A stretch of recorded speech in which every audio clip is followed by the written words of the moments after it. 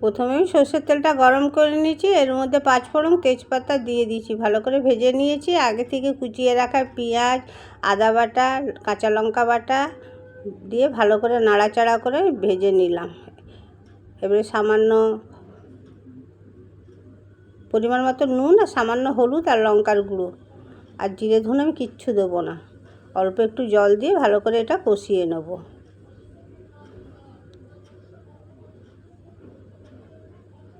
কষানোটা আমার প্রায় হয়ে এসেছে, সুন্দর একটা গন্ধ ছেড়েছে। এবার আগে থেকে আমি সইনা ডাঁটা, আলু আর কাঁচকলাকে ভেজে তুলে রেখেছিলাম, এটা আমি দিয়ে দিলাম।